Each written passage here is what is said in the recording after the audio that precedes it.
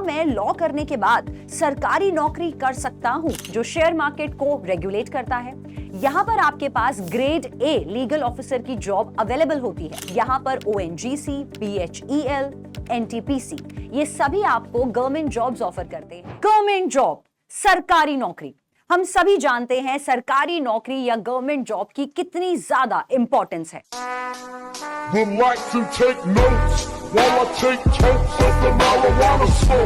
तो अगर आप लॉ कर चुके हैं और सोच रहे हैं कि क्या मैं लॉ करने के बाद सरकारी नौकरी कर सकता हूं, तो ये वीडियो है सिर्फ आपके लिए। Welcome to an educational platform of PW। सबसे पहली अपॉर्चुनिटी आपके पास आती है काम करने की सेबी में। सेबी होता है आपका security and exchange board of India, जो शेयर मार्केट को रेगुलेट करता है।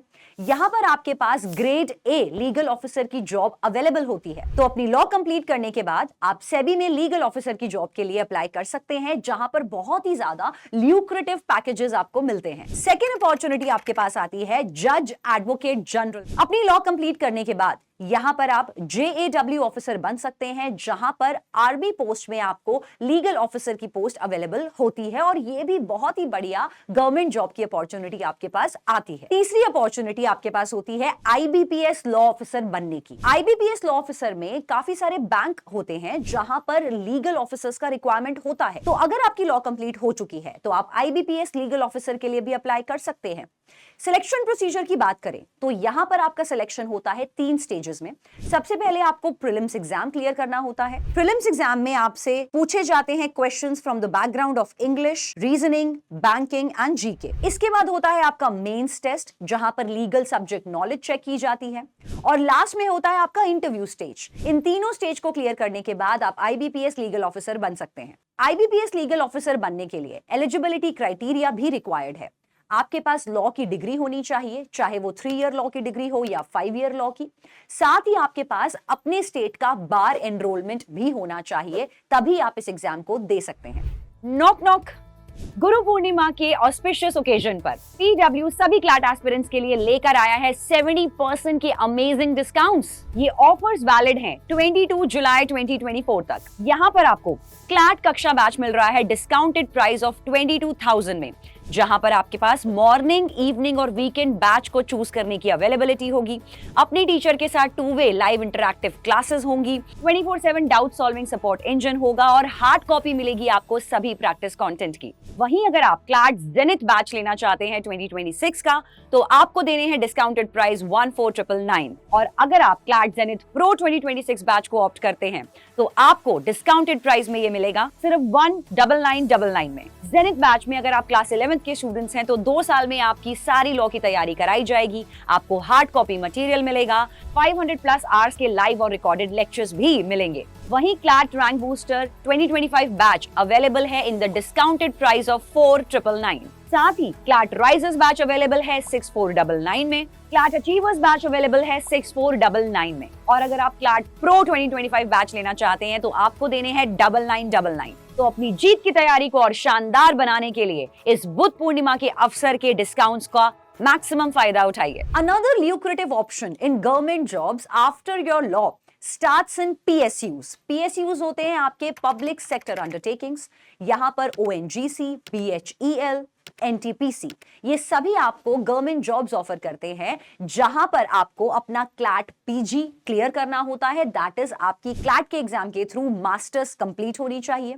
इसके बाद होता है आपका इंटरव्यू प्रोसेस, और इंटरव्यू करने के बाद आपका सिलेक्शन हो जाता है, जहां आप PSUs में लॉ ऑफिसर बन सकते हैं। नेक्स्ट ऑप्शन आपके पास आता है पब्लिक प्रोसिक्यूटर का। पब्लिक प्रोसिक्यूटर, जिसको हम कहते हैं शॉर्ट में PP, वो आपके गवर्नमेंट के लॉयर्स होते हैं जो स्टेट को रिप्रेजेंट करते हैं किसी भी मैटर में।